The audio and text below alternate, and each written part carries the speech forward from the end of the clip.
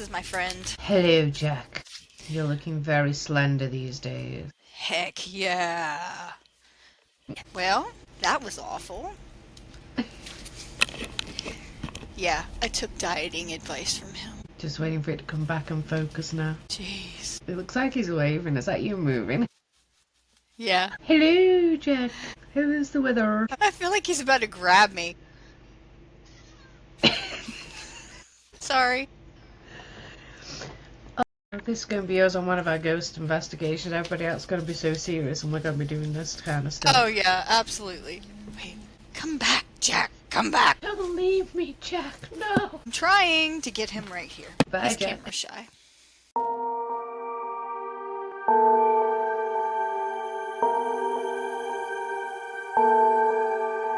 Welcome back to Grab Your Brew, and if you're new, welcome. Please like and subscribe.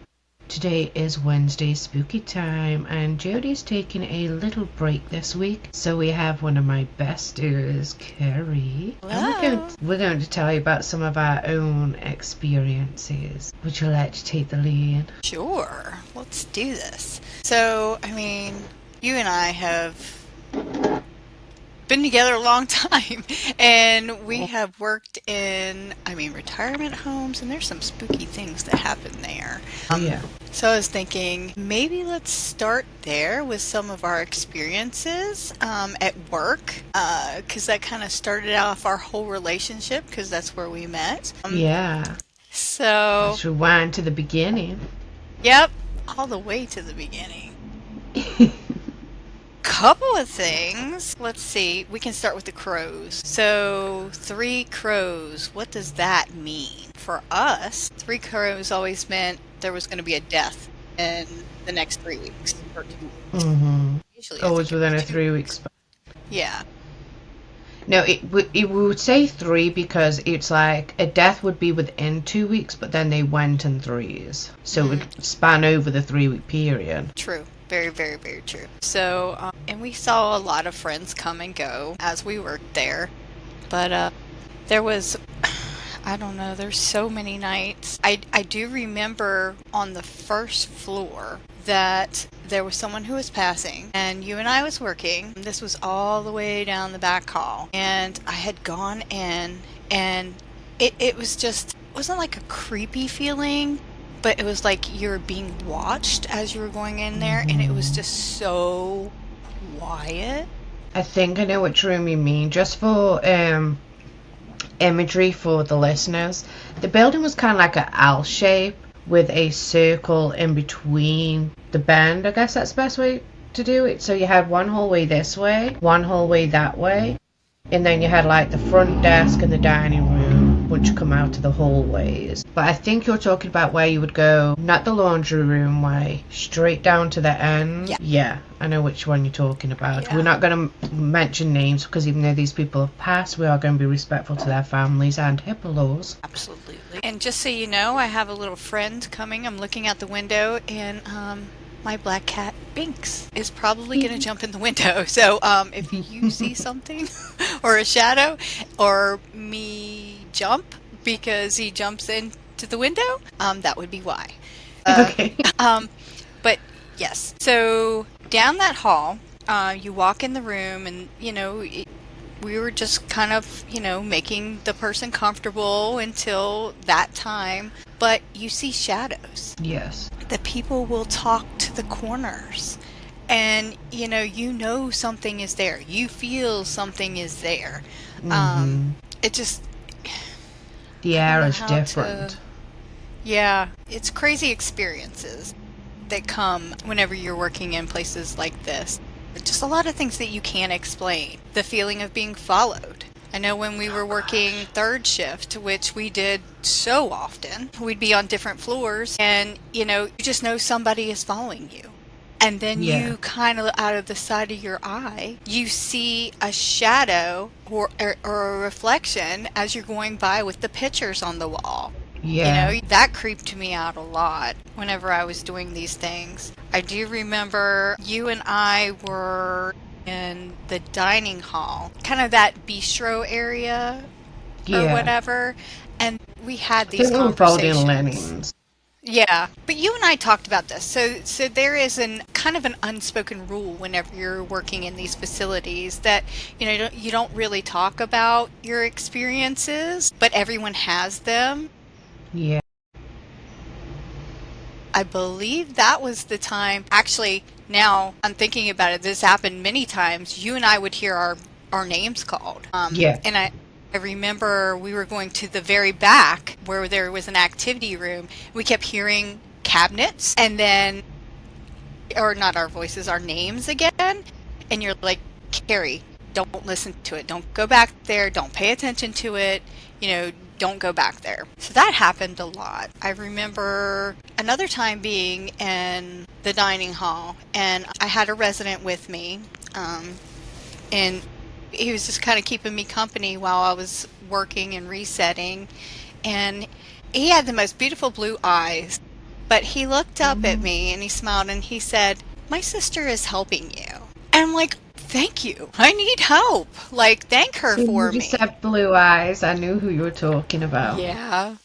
He also Yeah. told us the train theory, didn't he? Story, I should say.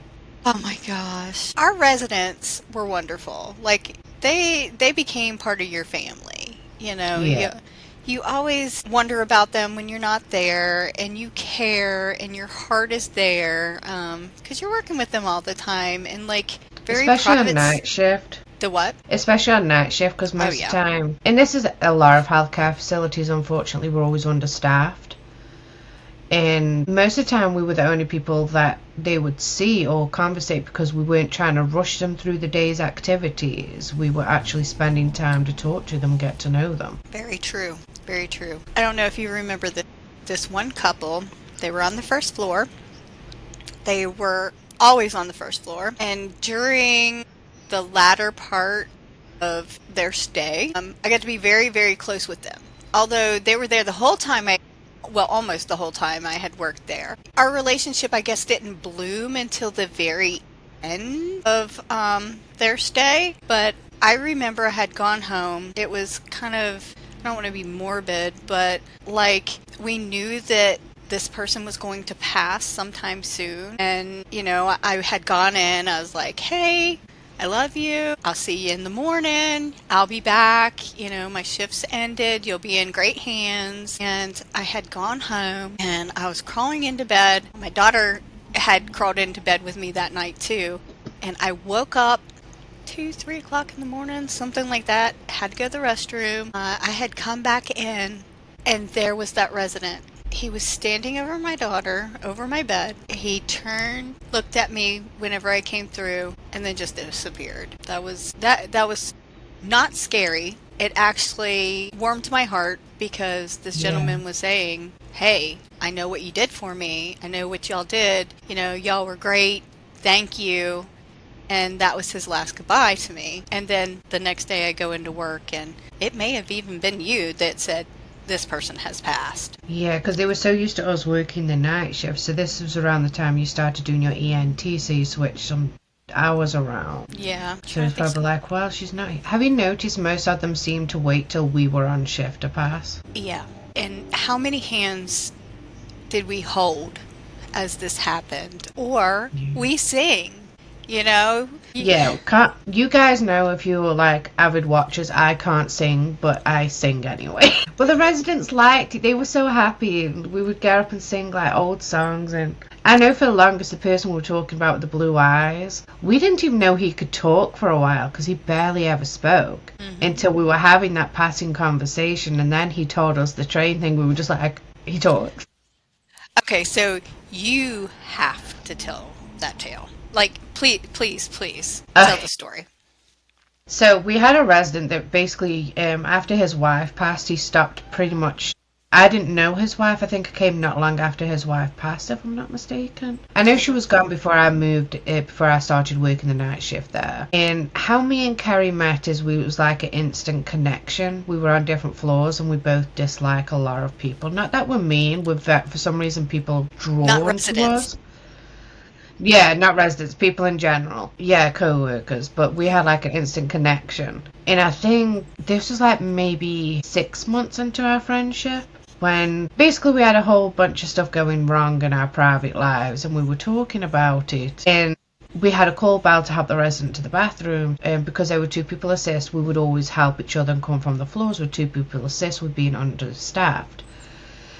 And we're chit-chatting, and out of nowhere you hear this soothing deep voice, which threw me aback because I'm like kneeled down in front of him, and you're standing next to me, and he goes, "Ladies, I'm going to tell you a story." And we're like, "Go on." It's like one day there was a dog running across the train track, and the train came by so fast that it cut its tail off. And then the dog turned around to check on its tail, and it cut its head off. The moral, because we're like, "Well, this is morbid," and he's like, "The moral of the story is, don't lose your head chasing some tail." We were having men issues, and we're sitting there discussing it, and he's just like, "Let me tell you something." Yeah. Yeah, that was like the best. So made me think as we were talking about some family stories. So talking about some of the older generation who didn't talk about things. Well, you know, if you get them talking a little bit, stuff will come out, right? So I was talking to my dad, who I believe is very sensitive, very sensitive. I think he's been like this his whole life. And my grandmother and his aunt thought he was nuts. Thought he needed help, you know, for certain things because he would see stuff. So because I was open and started conversations with him, he started opening up with me. So one of his stories were he was younger, he was going on a date. It was not my mom, but that's okay. You know, he had a life before my mom. He had a life before your mom. Right? I mean, like, everybody has had a life before their significant other. It's okay. We can talk about it. It's fine. But he was going on a date, and this lady had lived down a very long dirt road off of a... Tell them where they come from so people can get a vibe of this dirt road. Yes, that's it. Definitely. So we are from West Virginia. West Virginia. That's Mountain right. Mama. Take me home. Country road. But yeah, so... lots of country roads, hills, you know, we weren't per se in the mountains, but we lived in a valley with lots of hills and stuff, winding roads, you know, tons of dirt roads. We lived by a park. There was this huge park, and there was, and I don't know the name of the war, but there was a battle that happened at this park too. And they do reenactments. I'm just kind of setting the stage here. I'm thinking maybe the Civil War. It could have been the Civil War. I'll have to kind of go back in history and look. I'll have to look that up. But it was a pretty big park. There was camping, stuff like that. Anyway, this was years before whatever modernization that they've done now. But not many lights at all. And if you've ever travel down country roads in the mountains or in the hills or valleys, you will know that. Yeah, definitely. And I mean, kiss my butt turns and stuff, you know, I mean, like, you could be going down a straight way and then just, you know. Kiss my butt turns, I like that one. I'm going to use that one. Yeah. Like, and a lot of people actually have passed away from those turns because maybe they were drinking, maybe they were tired, you know, and maybe they're not familiar with the roads too. There you go. And I know signage was not really a thing back then, you know. Yeah. So many things have happened in that park. Well, this girl had lived off the park down a long dirt road. And my dad was driving his car, and he was going to go pick her up. Well, in his rearview mirrors, he saw a green light. It kept getting closer and closer, knowing, you know, there's no real vehicles with a green headlight, right? Like, especially on them days. Yeah, exactly. Yeah, nowadays you got people with stuff under their car and wheels that light up, but no, not We're back talking then. like 60s, 70s, aren't we? Yeah, at least the 60s, because I was born. We're not going to talk about how old I am. We don't talk about our age on this podcast. Definitely not. So yeah, it was back in the day. Well, it kept getting closer and closer to him. And he's kind of getting freaked out, right? So he's pressing on the gas, trying to go a little bit faster, and this thing's keeping up with him. To the point where this thing was beside him. He was so scared he did not look over, but he could see it out of the corner of his eye, and it was just glowing green. The more he put on the gas, the more this thing would keep up with him. Oh I don't god, it know was a what UFO. it could have been. I don't know. Like I've got a story about that too. So I don't know what point it disappeared, but it finally went away and he was able to carry on his night, but of course he didn't tell anyone about this stuff. It was years later that he Yeah. finally like came about and was like, "Oh yeah, this stuff had happened." But what is that? Like and that's why it could have been a UFO, who knows? It could have been one of those spirits that passed away. I mean, the It land could have has a been. lot of Yeah. history. So, It could have been because even when we did the deep dive into fairies and fae folk, like we as humans are naturally curious. That's why I never understood the term curious to kill the cat, because we're way more curious than cats. But people don't seem to think about the fact that the mass of Earth, the land and the ocean has not been explored. Just because some people haven't experienced these fae folk, there's too much around the world back before internet even existed and travel existed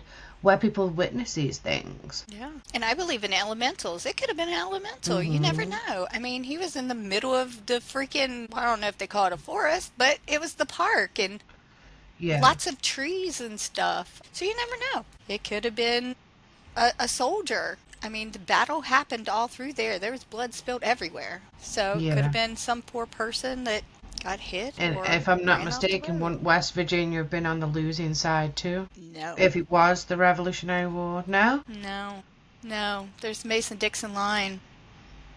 Yeah. So I you don't know. would You know what? West Virginia would have been right there on the border, wouldn't it? So it's like, Yeah. which side were you on, West Virginia? No. That's I know what side I'm on. I'm on everyone's side. Yeah, I'm on the side of humanity. Thank you. Thank you. Yeah, that stuff is But that would have been a line where most of the blood would have been shed going across, though, because it's right where they first, yeah. invaded each other. Yeah. Well, I have a story about that too, but that'll have to be another time. Please like and subscribe. Stay safe out there, guys. Know what you're getting into before you do it. Bye. Yes. Bye.